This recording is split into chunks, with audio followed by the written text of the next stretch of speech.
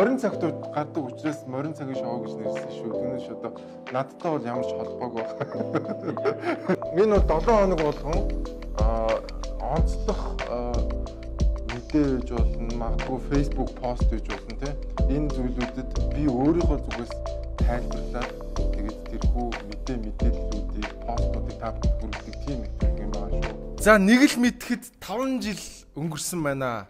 За энэ анхны дугаар хийж байхад бол бас айгүй биеэрээ сандарч ийсэн. За энэ үеэс хойш бол ер нь айгүй хөөрхөн гарт ороод хөөрхөн болсон шүү. Би ямар амар туранхай байсан юм бэ?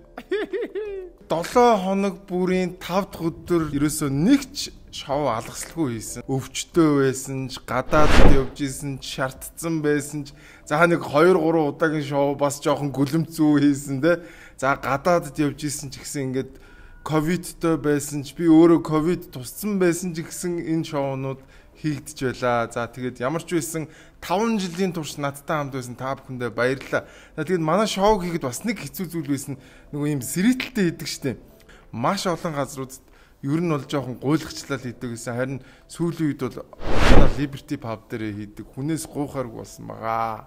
Манай нэвтрүүлэгтээ хамт байсан бүх үзэгчдэд дахин баярлалаа гэж хэлмээр байна. Дээрээс нь 5 жилийн турш надтай хамтарч ажилласан бүх ивент тэгш нэртэй бүр та бүхэндээ маш их хайртай шүү гэж хэлмээр байна. Дээр нь манай нэвтрүүлгийг бүтээхэд маш олон залуучууд оролцож исэн.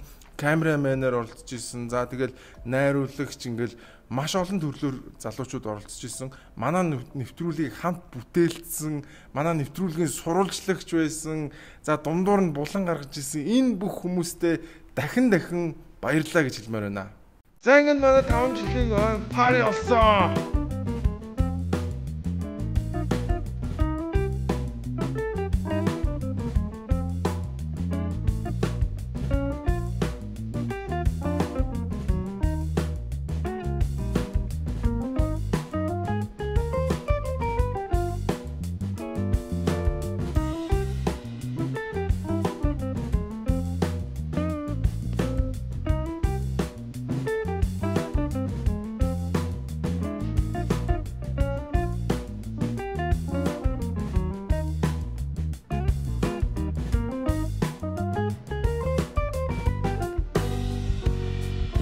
Клабд бүрэлцээрсэн та бүхэнд баярлалаа. Нэрээ нэг ийм шинэ клабтай болж байгаа шүү. Та бүхэн бүрэлцэн ирээрээ яг Шангилаг хажуудлын Олимпик резиденсийн нэг давхарт байгаа.